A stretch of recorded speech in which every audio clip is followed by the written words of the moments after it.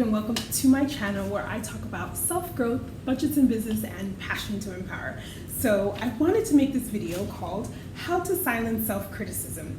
And I have my little notes here because I'll be doing a couple of videos for you, and I want to make sure that I get to the point and give you the exact information in which I'm talking about today. So how do we silence this self-criticism? You know what I'm talking about, where we are in our mind and we're like, oh, I'm not good at this, or I'm stuck, or I'm stupid, or all these horrible things that we say to ourselves, and we might not say them out loud, but we definitely say them into our head. So number one, confrontation with your inner monsters. You need to confront your inner monsters. You have to talk to yourself and be like, all right, hold up.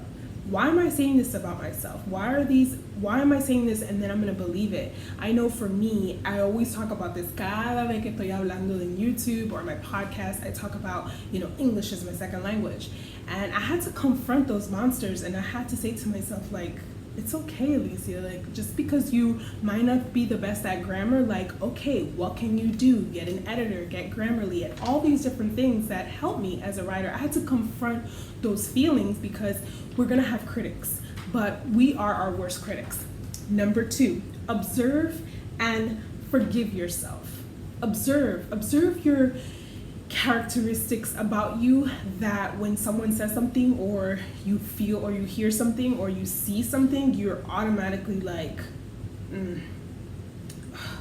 that instant reaction of how you are negatively to yourself, that self-criticism, oh, she did it but I can't do it. We think about those things. You have to observe the littlest things. It could be at the grocery store, the gas station, with your loved one. You have to observe yourself, because if you don't, you won't be able to forgive yourself and say, okay, I'm human, I'm gonna think these things, but I have to be able to learn from it and keep going. Number three, remove your chains and recognize yourself in others.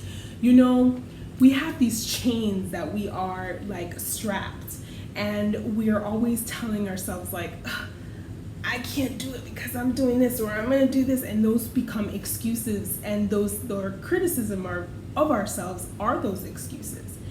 And another thing is put ourselves out there if we were somewhere else. When someone tells you nah man, yo no puedo hacer esto, I can't do that, I bet you're the first one to be or yeah, you can, don't worry about it, you could do it, you could research it, you can get the job, you can start the business. But sometimes we don't do that with our own selves.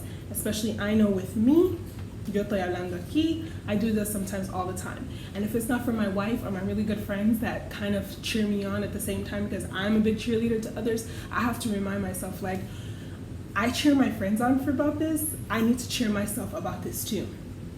And so that is how to silence your self-criticism. And remember, be gentle with yourself, because that's the best way to be. And it's okay. Thank you for watching.